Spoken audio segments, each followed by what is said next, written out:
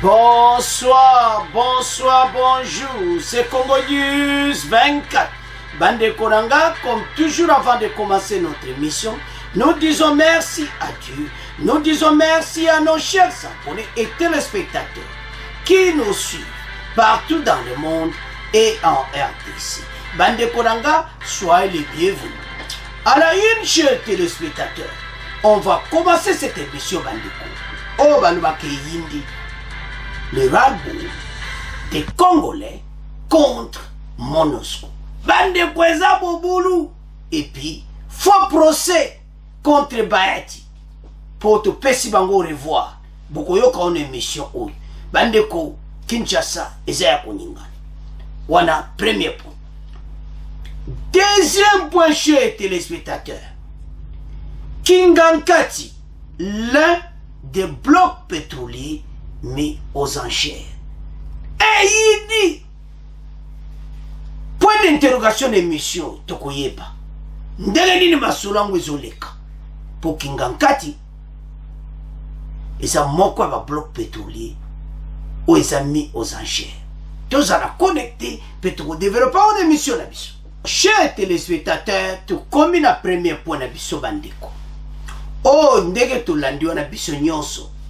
Le ras-le-bol des Congolais contre la MONUSCO bandeko parce que trop c'est tout. Tol balembaki. Alors, to pesi bango au revoir. Ndege bolanda ki na émission o to sala ki na moi bandeko.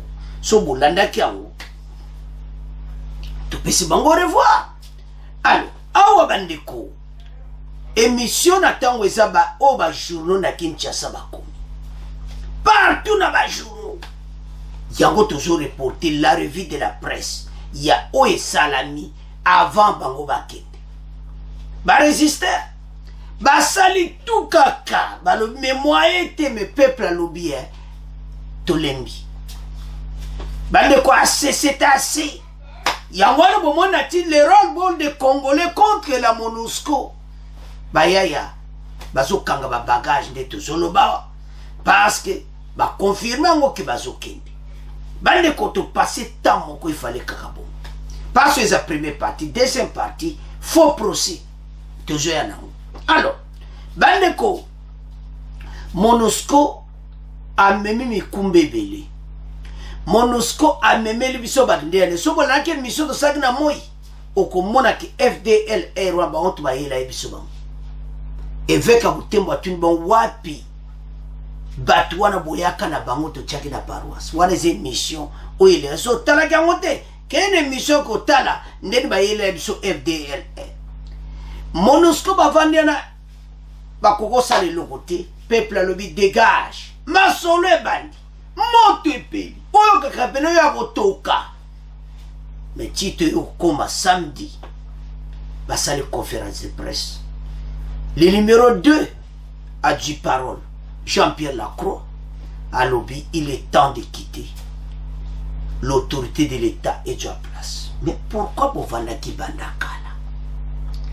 Chers téléspectateurs, dossier Oyo, Naseba Kamwebele et Batamaki. Mais maintenant, et comme clair, Bazo quitter la EDC. Et ça fier pour les Congolais, parce que ça sali vraiment sous. Yango Batika Bayati Abadou. Alors, na deuxième partie, ezali ni faux procès contre Bayati. Bayati a sali nini? Bane bogoyo kabino moko na revue de la presse. Tozoe bate so Bayati a sali nini? Alors bandeko, Bayati a sali rola. Bandeko abanga kite alobaki en clair. Bogomona, next note ko tia bogoyoka. Faux procès contre Bayati. Soki mebla MONUSCO ezikaki. Batu bakufa geza parce que il fallait bangoba yoka leto yebsa bandaka la bakende. Alors ils ont perdu batuna bango et mené comme étant bango pe bakite. Alors bande konanga soko landi oyoka ka faux procès. Alors totang ensemble pour to meka ko développer masulu. Pour momona kepena eza faux procès. Alors avançons. Bande konanga premier point d'absolu le ras-le-bol des Congolais contre ONU. Au revoir, faux procès contre Bayati. À Goma, le ras-le-bol des Congolais contre la MONUSCO sous ce titre Le quotidien, les phares commentent les événements tragiques observés depuis le début de la semaine et dans les provinces du Nord et du Sud Kivu. Une marche de colère contre la MONUSCO, laquelle ont participé des milliers de personnes, rapporte le journal, qui souligne que c'était le ras-le-bol de la majorité silencieuse, convaincue de l'inefficacité des casques bleus de l'ONU à remplir leur mission pacifique de l'Est de la RDC. Pour les phares, ce réveil spontané des masses congolaises contre qui paraît comme une caution à l'enlissement de la situation sécuritaire à RDC a malheureusement été émaillé de dérapages, de morts, dont 3 membres des casques bleus et de nombreux civils, ainsi que des installations de la MONUSCO détruites. Donc, comme on a point, l'installation à Bango, ezaki détruit yango bakongole bamonaki c'est trop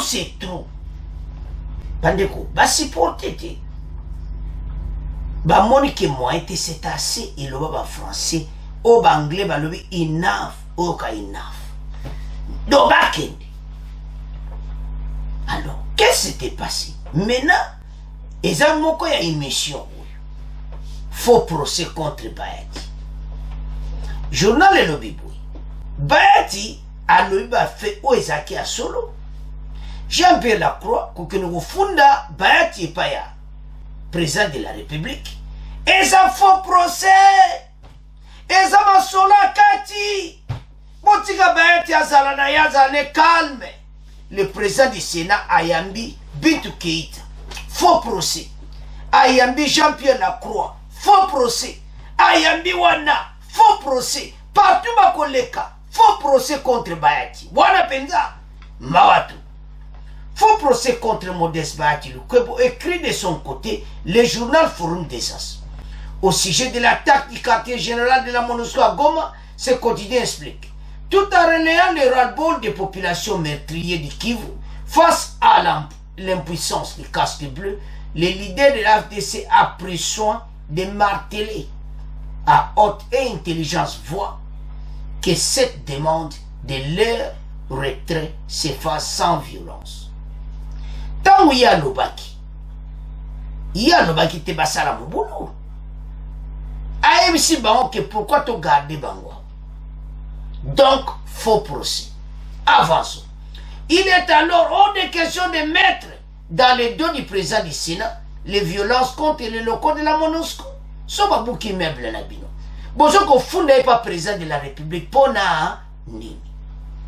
Bon fachi a quoi asili Bayati. Bon, quand bazo comprendre na monte, ba comprendre ma solo katiti. Waza ma solo bon funda na bino ba fachi. Ba Congolais ba kina posaka ka bokendi. Donc ozo mona ke ba ke ko funda. Faux procès. Avançons. La population de Goma qui vit tous les jours l'inaction des troupes onusiennes face aux atrocités donc et les victimes de la part des groupes armés. Faux procès. Agit son propre gré. Faux procès. Donc, ma phrase nyon so bozo mona on est à faux procès. Ba on va ça qui na marque na ba. Et là on y a ko lobana Bayati so ba buki meuble à MONUSCO. Bayati a salini. Alors bandeko sans plus tarder toyoka ndenge ni elegaki ndenge ba journal Kinshasa komi pona makambo yango pe toyoka faux procès bon to avancer l'émission na biso. Goma, le ras-le-bol des Congolais contre la MONUSCO. Sous ce titre, le quotidien Le Phare commente les événements tragiques observés depuis le début de la semaine dans les provinces du Nord et du Sud Kivu. Une marche de colère contre la MONUSCO à laquelle ont participé des milliers de personnes, rapporte ce journal qui souligne que c'était le ras-le-bol de la majorité silencieuse convaincue de l'inefficacité des casques bleus de l'ONU à remplir leur mission de pacification de l'Est de la République et de protection des populations civiles. Pour Le Phare, ce réveil spontané des masses congolaises contre ce qui paraît comme une caution à l'enlèvement l'enlisement de la situation sécuritaire en République démocratique du Congo a malheureusement été émaillé de dérapages. Des morts, dont 3 membres de Casque Bleu et de nombreux civils, ainsi que des installations de la MONUSCO détruites. Faux procès contre Modeste Bahati Lukwebo, écrit de son côté le journal Forum des As. Au sujet de l'attaque du quartier général de la MONUSCO à Goma, ce quotidien explique, je cite, tout en relayant le ras-le-bol des populations meurtries du Kivu face à l'impuissance des Casques Bleus, le leader de la FDC avait pris soin de marteler à haute et intelligible voix que cette demande de leur retrait se fasse sans violence. Il est alors hors de question de mettre dans le dos du président du Sénat les violences contre les locaux de la MONUSCO. La population de Goma, qui vit tous les jours l'inaction des troupes onusiennes face aux atrocités dont elle est victime de la part des groupes armés, a agi de son propre gré, explique Forum des As. Bandeko tolandi biso nyonso. Rural Board de Congolais. Balembi. Assez c'est assez. Bandeko, mais c'est trop. Et ce tali situation tali olobi toloba kala bakende yango peuple amoni ke non tango ekoki bandeko neto no bazokanga bisaka so ngoye bandeni bakanga bisaka kene émission auto o ezaki émission le to tiaki on a ba 14h kene tale émission o comprendre bakanga bisaka pena yo ka bagage bandimi pena badi mais asko to loba oyo bazoyela batu o tozo benga ngo faux procès. Or Bahati alobaki basa la violence te botika présent Sénat, il n'a rien dit de mal. Il a seulement demandé à MONUSCO pourquoi garder la MONUSCO. Oh, naso comprendre batu te botika Bahati calme. Bahati saini tolandi ona bisonyos faux procès. Bahati tinde batu violence te botika présent na bisa Sénat. Abete nega masolo akati asani na problème ti. Allez, bango wala kwaka. Union africaine n'est pas fatio. Oh, mais comment? Bahati asali nini le président du Sénat. Oh, ba Congolais beno yo gaga plaisir. Président Sali Masolo. Alobi negaka. Et puis a tindi maka mutu monta salmulu. Il n'a rien dit de mal. A troublé Batuté. Il n'a même pas manipulé. Il a tout simplement dit qu'il est temps que la MONUSCO. Pourquoi garder la MONUSCO s'il ne parvient pas? Il y a aussi sa guerre. Comme la MONUSCO ne parvient pas, pourquoi garder la MONUSCO? Ça, c'est la phrase que notre président du Sénat a utilisée. Pourquoi il a dit ce président du Sénat va faire procès? Botikaye, Bahati, vraiment sola kati, et Vandi pena calme. Alors, ceux qui battent monsieur va profiter de ma solo wana. Talibango. Mais le président avait dit clairement, le président du Sénat, que pourquoi garder la MONUSCO? Ça, c'est la phrase qui a été utilisée pendant ce temps que les gens meurent, que les Congolais continuent à mourir des millions pendant 22 ans, qu'ils sont là. Pourquoi les garder? C'est ce qu'il a dit. Faux procès. Bintou Keïta, ok pour faux procès. Guterres, Soko Bengaki Fatina Fon, faux procès. Donc, Union Européenne, Bengaki faux procès. Conseil de sécurité de l'ONU, Bengaki Kunana, et pas Fachi, Bofunda Bahati, faux procès. Yango, Tolandi Bissonios. Alors, Bande Koto Résimango. Premier point. Et comment qui tanga? Obazo Funda Bahati wana, Tozo Mona Yanguti. Présent Sénat Salima Beti. Et commune de tango et koki keba kendi. Bango moko baleka kana conférence de presse baso koka M20 ba koke lo côté ko protéger population. Bon yo ba pesio musala zo kokate. Ba vanzo kana musala poka koza MONUSCO.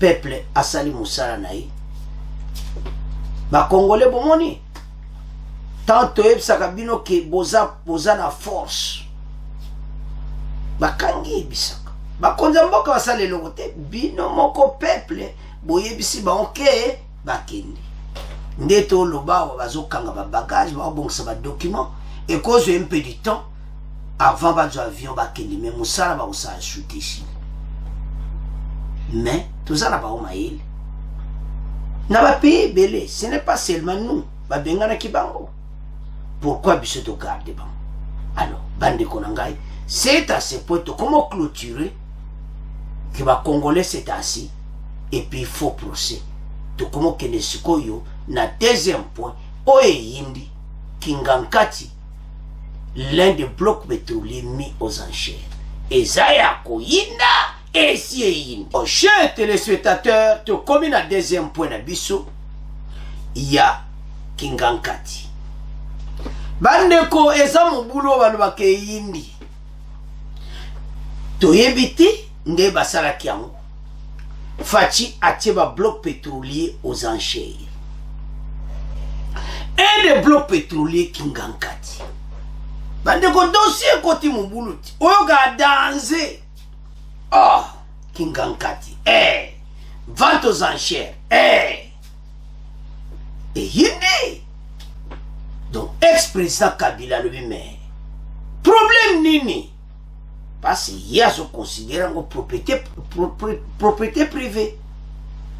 Et maintenant, Fachi à mettre tout le temps qui va bloquer ce pétrolier aux enchères. Mais il y a une question à la conférence de presse sur Pesaki. Ministre de l'hydrocarbure, alors bio non, kuna ezana problème de parce que problème ezana nezani. Faut pas protéger l'environnement. Na ba place musu ndenge kozala na Kingankati. Soko talibie côté wana pene mo ba samba wana côté ba mai wana tout. Ya parc entier ba côté wana population azati. Mais anini parc entier muteza kuna. C'est ça le problème. So ba poussa ni mo akune comment poussa na côté pep batu pe bazali. Maintenant Kingankati est l'un des blocs pétroliers. Mais il peut s'acquérir moi bâtir. Bayebi ke Kingankati zawana. Avant yango. Mais pourquoi et ça là? Kingankati, oui, on ne sait pas si les autres ça va revenir, mbongo, mais ils ont moins que sa propriété privée, il y a ex-président Kabila. Maintenant la situation où il y a bandeko. Et ça, situation économie en boca. À notre avis, il fallait vendre na ex-président Kabila, ba solo là, ba yebande na kosala parce que ceux qui vont lui épargner, ba épargner Kingankati.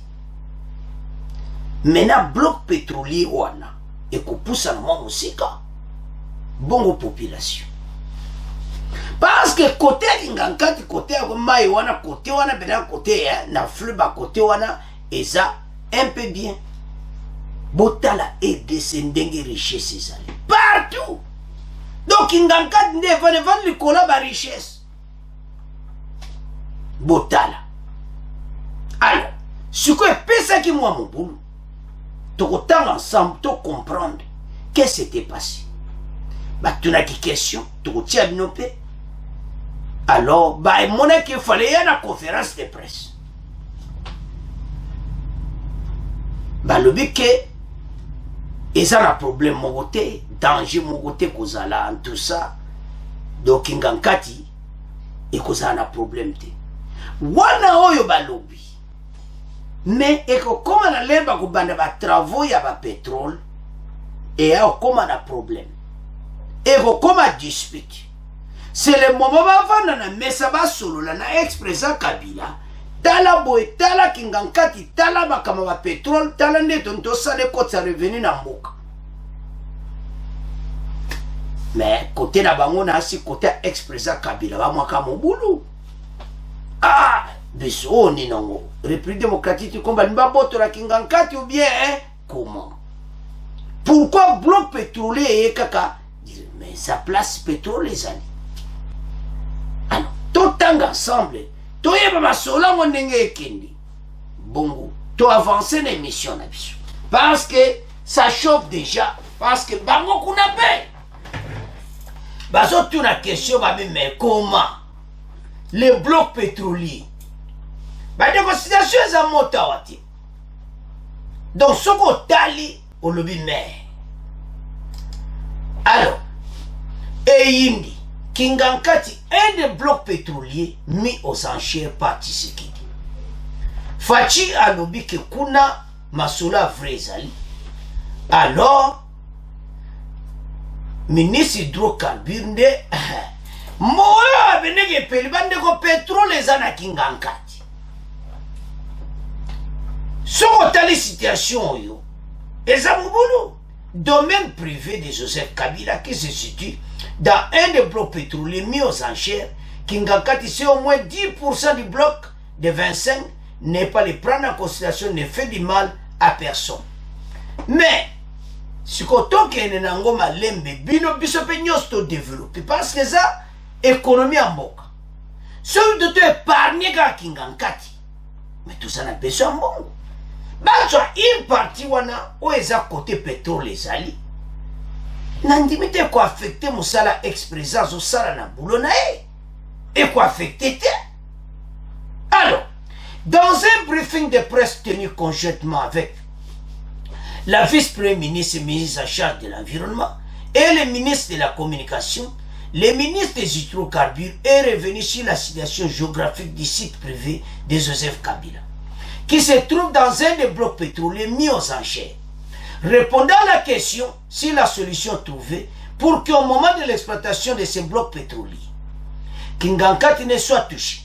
Didier Boutimbo a déclaré que ce domaine privé de l'ancien président de la République ne constitue au moins 10% du bloc de 25. Donc, ne pas les prendre en considération ne fait du mal à personne.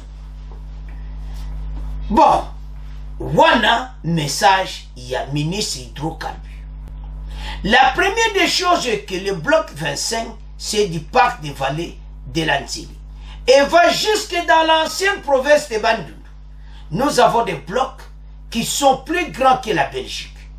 Et je pense que le parc de Kingankati, c'est tout petit. C'est au moins 10% du bloc de 25. Bon, ça vous a 10%. C'est ça le problème de la commission. Mais tu dis ça ensemble. Ça vous a 10%, mais 10% n'est pas bon. Bah, qu'on arrange dans l'expression Kabila. Avançons. C'est comme quand on parle du parc de Virunga, la partie qui se trouve dans le bloc 4 est minime, donc très négligeable. C'est ce que nous avons fait d'abord. C'est par nous avions tracé ces blocs. Le gouvernement est arrivé et ces blocs ont été déjà tracés bien longtemps et dans le bloc 25. Kingankati se trouve dans le bloc 25, a répondu Didier Boutimbo. Le patron des hydrocarbures a également tenu de préciser que son gouvernement a trouvé des blocs déjà tracés. Pour éviter les polémiques, son cabinet finalement a décidé de mettre de côté le parc de Joseph Kabila. Koto yende babongusaki Didier Boutimbo ya lobi alongola yango. Parce que 10%. Au sein du cabinet, nous avons fait un travail remarquable pour essayer d'éviter toutes les polémiques, de mettre ça de côté. Je pense que nous perdons rien parce que pour perforer, vous n'avez pas besoin d'un espace au grand comme Kingankati. Pourquoi?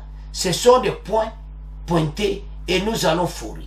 Pour nous, qu'on mette Kingankati à côté, ça ne nous dérange vraiment pas. À ajouter.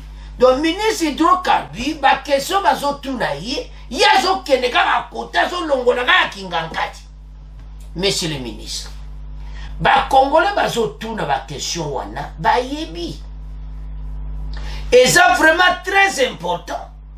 Parce que même dans l'extrait Oyo, il y a conférence de presse, Bokoyoka.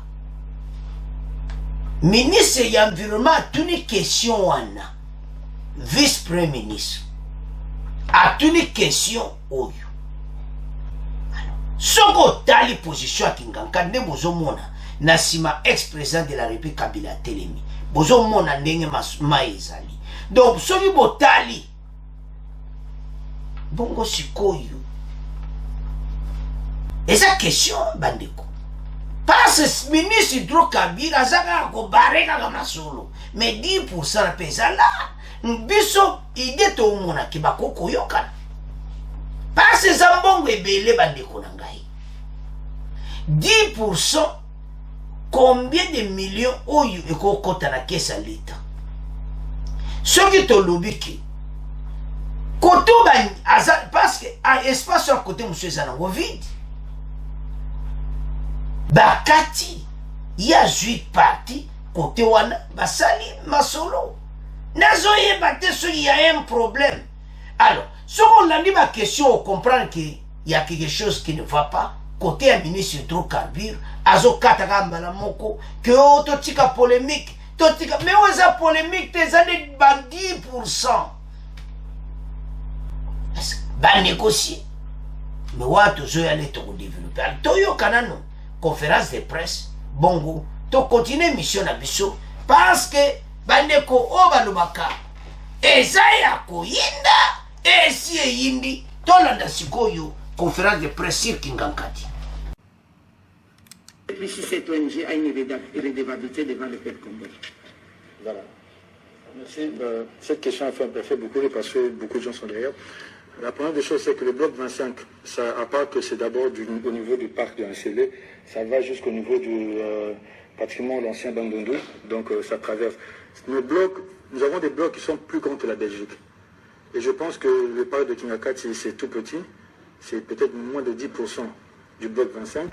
Donc, n'est pas pris en considération, je pense que ça ne fait du mal à personne. C'est un peu quand on parle du parc de Virunga, la partie qui se trouve dans le bloc 4 du parc de Virunga, elle est minime, donc qui est très négligeable. Ce que nous avons fait, c'est parce que ce n'est pas nous qui avons tracé ces blocs. Nous sommes arrivés, moi je suis arrivé au sein du ministère, le gouvernement est arrivé, ces blocs avaient déjà été tracés depuis très longtemps. Nous avons trouvé ces traçages, et dans ce traçage, dans le bloc 25, Kingakati se trouvait dans le bloc 25. Mais au sein du cabinet, nous avons fait un travail remarquable pour essayer, pour éviter toute cette polémique, essayer de mettre ça de côté. Je pense que nous ne perdons rien. Parce que pour forer, on n'a pas besoin d'avoir un espace aussi grand que Kingakati ou quoi. Ce sont des points où nous allons forer et c'est ce qui est censé être fait après qu'on ait attribué ces blocs-là, que ce soit le bloc 25 ou quoi. Donc qu'on mette Kingakati de côté, pour nous, ça ne dérange vraiment pas. Je pense qu'il ne faut pas que les gens s'attardent sur ça. Je pense que la réponse est claire. C'est un peu la même polémique que nous avons sur Virunga. Les gens pensent que quand on devra faire l'exploration pétrolière, on va prendre des kilomètres carrés dans les parcs et les faire.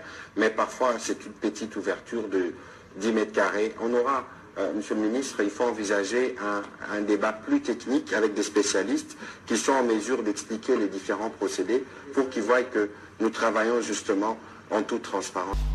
Alors, bandeko nanga tolandi biso nyonso ministre ya Hydrocarbures. Azalaki clair bandeko, mais soko landi o comprendre que yaza pour que batika kaka 10% nekende bandeko. Ese mbongo te. Eza ba ideba yo kanana ex-président Kabila. Ba van autour de la table 10% wana, monsieur le ministre Hydrocarbures, et Zambon Ebele. Alors, parce que pétrole est wana, il y a l'espace, oui, va jusqu'à Bandundu, on comprend. Mais pourquoi tout tika? Les blocs 25 et Kingankati les a compris nakati. Mais dès que tu as dit ministre Hydrocarbures, à lui to tiango à côté. Mais les Congolais sont d'accord, les Congolais sont pour ça que négociation, c'est-à-dire, et toucher côté à Makambu ya Banyama Bazati, côté monsieur Zavid, Boyokani, t'as les besoin de besoin mbongo, gouvernement a besoin mbongo, et ça question bas solo là, ça a été déjà tracé, c'est-à-dire Fatima Salakango déjà. C'est déjà tracé les 25 blocs Kingankati Nakati. Maintenant il faut que solo là na ex-président Kabila soki a koptia là non nga côté wana boyale yepa bimisila apesi esunga mboka tala mboka ndenge ezali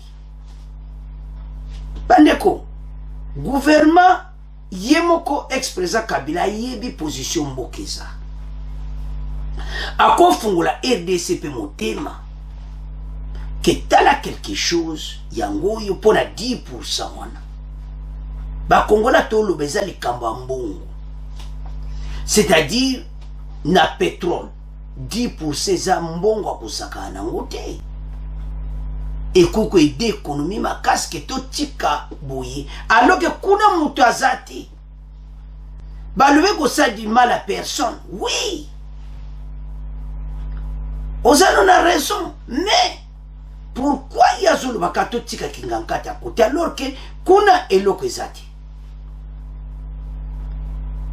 yepam yemo balu ka kuti ko basi basala nana salaki c'est déjà fait parce que les fati bayaki déjà bakini de on a gagné alors les basalaki yango bato basalaki yango bayebaketi. Pourquoi les gens écartent qui c'est ça la question maintenant. Ministre hydrocarbures a kuta qui ontolani. Reportage on a RTNC. Si quoi il y a le autre côté pour de bois polémique, awa biso émission kutu biso to sala biso polémique. A tozo ya ka ba yokana pona mbongo. Ou bien accepter côté on a ba l'extraction à pétrole. Environnement qu'on a protégé, il n'y a rien à kunate. Et puis, kingankati eza munene. Ce qui 10% wana, tout tika kakabo. Ce qui baba tout tika. Oui, ex-président Kabila, quand la propriété privée nangai, ngana tika, mais, après cela, et de ce talambongo, yango yo, au lieu que, ngana vandana, parti nanga pas, c'est déjà fait. Ya yebi. Ba programme nyonso ex-président Kabila yebi etambokeza toza na mbongo te o les occasions eza mieux en cher ba mbongo ekota alors bandeko ebendi suka na polémique na ba réseaux sociaux makambo oyo mais biso awa tozoloba o eza pour l'intérêt ya biso nyonso ba congolais nyonso. Les 10%, il y a bloc pétrolier, c'est beaucoup d'argent. Et l'autre ça bien, va vendre ensemble, va tia makamuna mesa, va solo là. Et comme ça, aider mboka na oyoto sangaki, pe aider mboka na biso. Bango ba diriger ki mboka ba yebi. Pays ça na passe. Pétrole et ça mbongo akosaka na te bandeko. Il y a d'autres pays économie na ba kaka pétrole. Siko talanza bendenga sala mboka na biso. Partout ba bloc pétrolier to lo banane na ba bloc pétrolier partout. Tala richesse to zanango. Mboke ko zala boiti. Mboko na ba richesse to wanango. Ndenge fatia sala opération oya ya gaya ya batiango zanche yaka timola pétrole to sali masolo to bongisi partout to tangi wana to la biso nyonso. Il est temps que mboka oye changer to yebike ko changer bande ko ba bloc pétrolier ko sakarate alors kingankati zana 25e bloc 10%. C'est ça. Ba voisin ta bazo mona biso bwe miteme zo beta ba bato yo yi. Facha eko bongisa mboka ba congolais botala. Ayi atie masolo na mesa. Il faut tout sepela. Présence a besoin mboka ebonga. Ozomona ba yebi ke na kingankati pétrole ezali ba tracer ango déjà. Mais la question ya kosolola.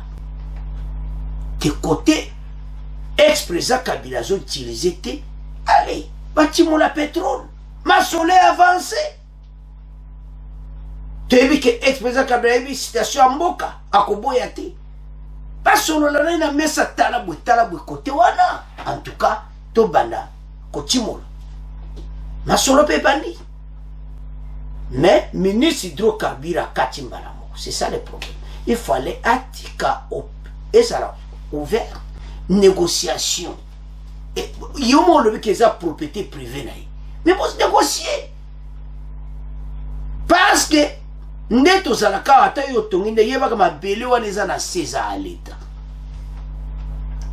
ozomona makambo nyonso twanango leta aza wana négociation bosololi masolo etamboli alors bandeko na nga botala dossier oyo ezonyingisa mikolo oyo yoka hindi ete Kingankati eza parmi ba bloc pétrolier mboka pétrole partout tala mboka oyo bakonzi bobongisa mboka Congolais a souffrir lisusu te bamboka pétrole bo ede mboka bo fungola motema bo sunga mboka misale monana pétrole tala Libye bandeko Libye avant l'era Kadhafi azalaki bandeko pétrole makambo ebele dongo yo kaka bango pene yo kaka mazutu doko sakana te mais ekome temps mboka na biso tosala mbongo ebana kokota fatia salwaki mbongo pétrole eko depo na social congolais ozola l'émission eko créer ba misala siko tala kan na kota ntile wana kendo kene bandu do kota teza pétrole na pétrole boko za misala yango président aye kobongisa mboka biso tozala sima chef de l'état makambo kene kitoko alors maintenant eko créer ba emploi misala komona voilà vision bazanango pona ba jeune congolais alors bande konangai tozonga na problème poto clôturer biso opesa ba idée ba vendre autour de la table gouvernement na ex-président Kabila 10% basololi masolo etamboli alors bande konanga c'est à ce point de comment clôturer mission na biso bon continuer ko s'abonner massivement bon partager au revoir à la prochaine.